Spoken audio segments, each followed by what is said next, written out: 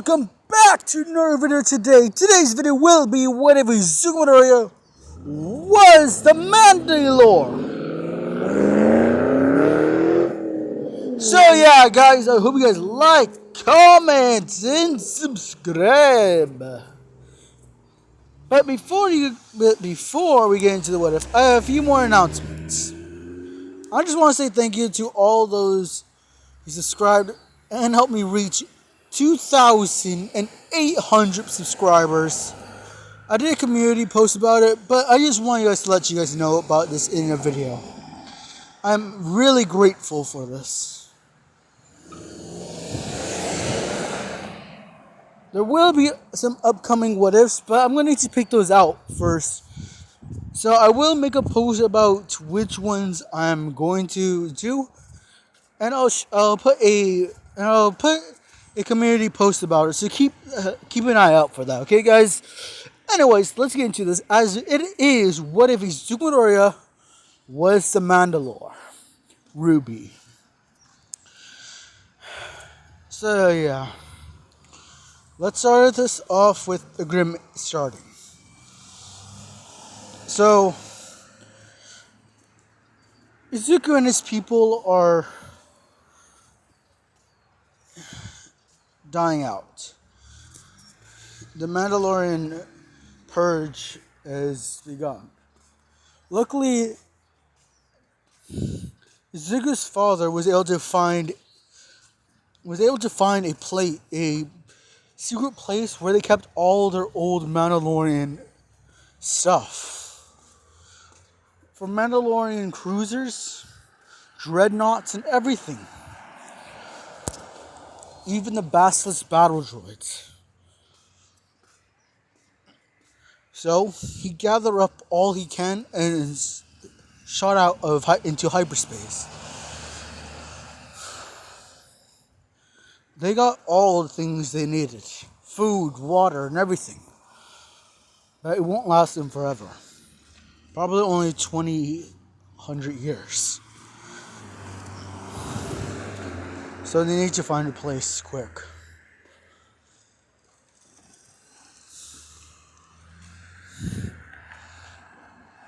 Actually, yeah, 20, well, we need to go 200 years. Yeah. So yeah, 200 years of rations they have. They connected every single one together using. They connected every single thing they had. They took plans from Mandalorian companies. But it was never going to be enough. 2 days before going into a permanent hyperspace, they got found by the Empire. They were shot into a wormhole. They did not know where this was going.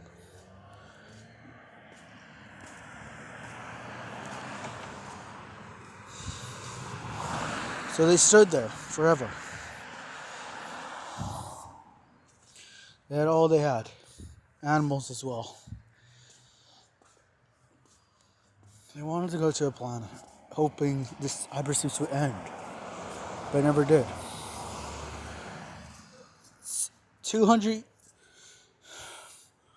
199 years later, there is 1 year of rations left.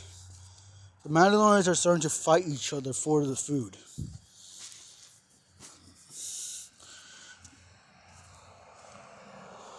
That was until they got out of hyperspace. But they were too fighting to care. It was a Mandalorian for themselves. The only Mandalorian that was not fighting was a young boy. His parents died, so he held out into the bridge. Zuko looked as As the ship went out into a beautiful space, they were heading towards a new planet. They crash landed. Kill from 2,000 now going to 10,000 on each ship. Up now down to 200 on each ship. There is 20 ships in total. So take that up and yeah. The survivors looked out into the beautiful sky. There is no moon. But the soon-to-be new Mand'alor found something unique to this planet. Something like their homeworld. Izuku pulled out an oar as Mandalorians rushed him as Izuku held a bag full of food. Izuku held up Beskar. Suddenly all Mandalorians just stopped. As something started hitting them all. They all went unconscious.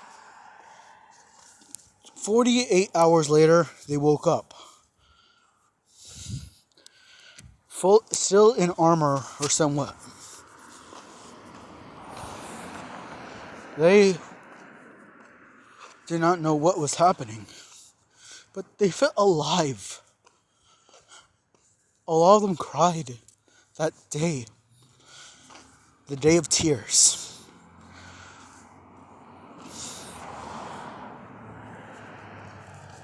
But they had no leader. So, after the tears, they pulled out their best guys and started fighting again for territory. That was until Zuko stood over his people, holding the Beskar, or as he just looked upon them. As he pressed something on his helmet, suddenly old Mandalorian heard his voice. My people, we traveled for hundreds of years, looking for a home. We battled each other, fighting for food or whatever's left. We reproduced on those ships. We had no idea what we were into going on. We did not know what was happening.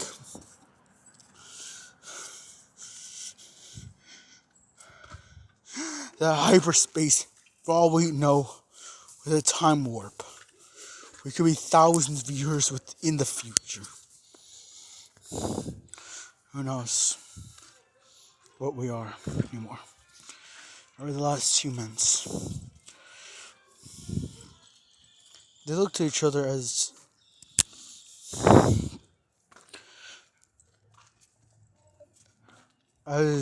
they saw and they felt something. Izuku's shadow then casted three others with a zero shadow outline of him. There was an outline with no shadow. But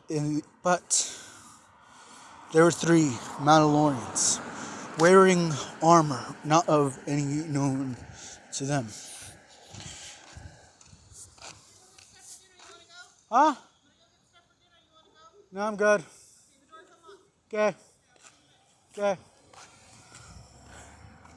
They all bowed to Izuku as they understood the shadows. They were their gods. Izuku, the 9-year-old he was, had his helmet with the angel on it.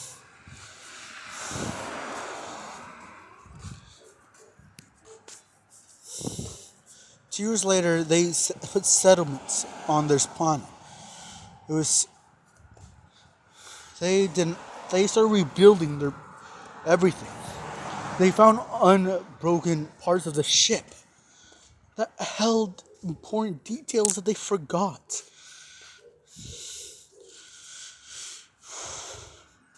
They started rebuilding. They used longhouses and pit houses, using bamboo and everything that they had supplies of.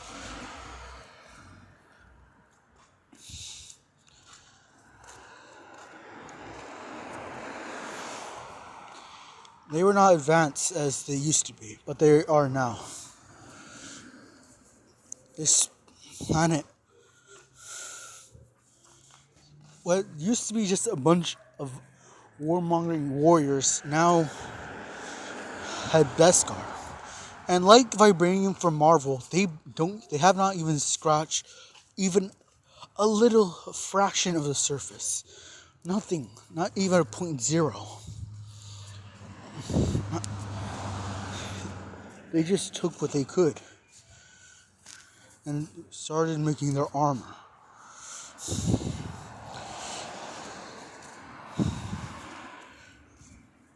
Izuku, the people built Izuku a palace made from mud, wood, and bamboo, as well as some stone to hold into place. That's using roots to make sure it was in place.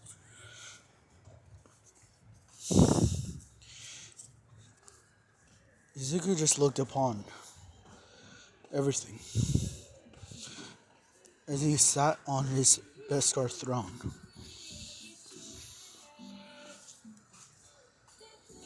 Wait a minute, guys. Settle. Now, one of their new Mandalorian scientists, holding a Beskar spear in full pure Beskar armor, with a shield, a rounded shield, walked up to their lord and bowed. Mand'alor,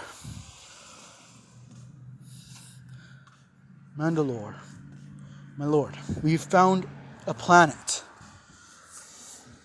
Shall we worship our gods again like we did in our old days? What is the planet? We're calling it Earth. So, the continents are weird, my lord, but we could fight. Wait a few years. A crusade like that would never happen yet. My lord, we might need resources. Are you challenging me? No, my Izuku pulled out his best god as 30 Mandalorian Neo Crusaders were summoned. We now follow the laws of this universe. It took time to arrange that. The hours of 28 given us rise to this power.